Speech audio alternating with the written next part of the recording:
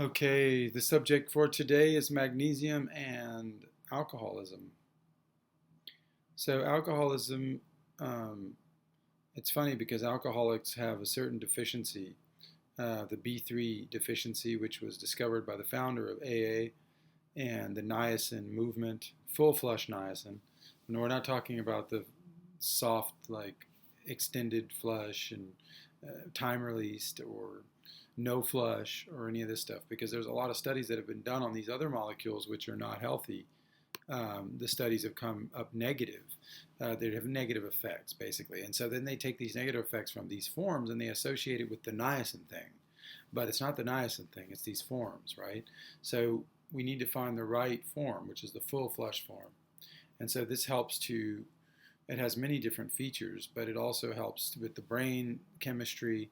And I also think because it's an ammoniac molecule, I think it helps to increase ammonia in the body, which would normally be a bad thing, but because there's so much aluminum and toxicity in the body, that this ammonia becomes a friend once again because it allows to break these things down and get them out. So, um, so what should have been not a good thing has become a good thing because we have to get something else out. And so that's how it works. It's not always simple, some of these things. But so the B3 therapy was developed for alcoholics.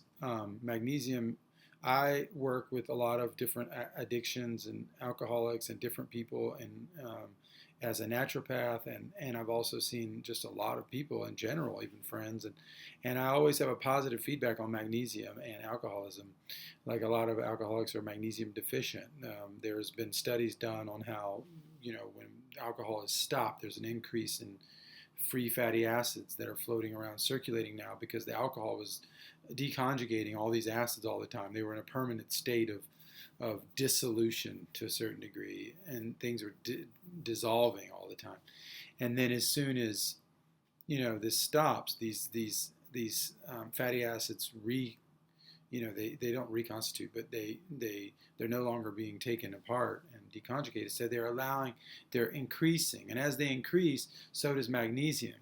And magnesium is increasing due to also the alkalosis and the respiratory alkalosis and all the other symptoms that they're detoxifying. They're getting rid of this stuff from their body. But in general, the magnesium is also a friend to the sugar paradigm. And alcohol is a sugar as well, and wine or whatever. It's all sugar. And so that sugar is also being accompanied by, sugar is better absorbed with magnesium. And it also steals sugar. I mean, sugar steals magnesium. So the more that you have this kind of liquid sugar going through you, the more that it's going to be stealing this magnesium to try to digest it. That's part of how that works. The magnesium is needed for that. So you get into more problems, more deficiencies, and then at the level, we know that thiamine plays a key role for alcoholics too. It's produced in alcoholic fermentation. It's produced at the beginning of fermentation, which doesn't mean alcoholic, it means lactofermentation. But then that fermentation can be taken into an alcoholic fermentation. And so there's a confusion there. Like maybe when we used to have a lot of lacto-fermented foods and we didn't have refrigerators and everything, there might have been less alcoholism because there was less concentrate. We had more of that vitamin present without having to go into the alcohol. So in a modern day world, I guess kombucha and some of these other drinks may have some of that vitamin, but without the alcohol part.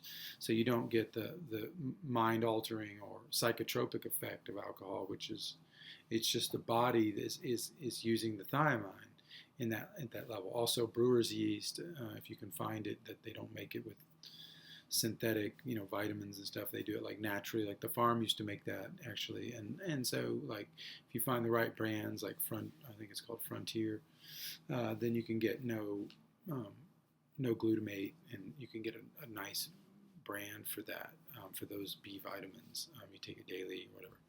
But that in conjunction with magnesium, very important.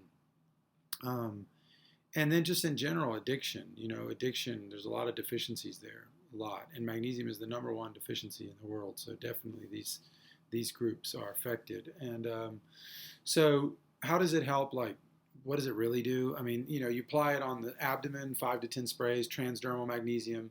you'll watch that you'll have more relaxation even in the given moment. Even if you just lay there for like 10 or 20 minutes, you'll feel it. Something comes over, it kind of relaxes the body.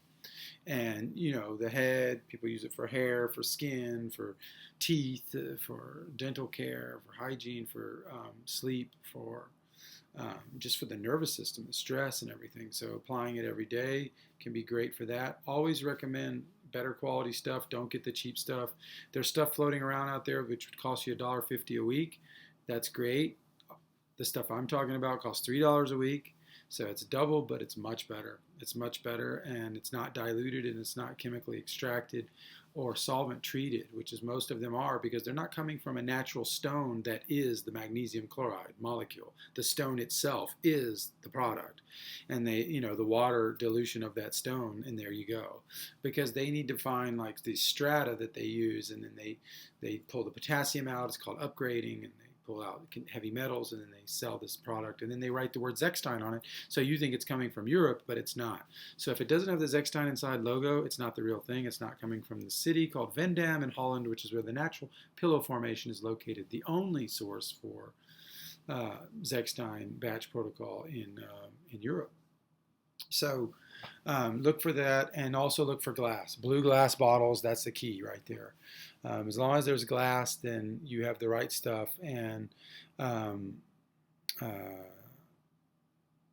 of the best places that I've found is theheartoftradition.com. And that's, full disclosure, that's our site.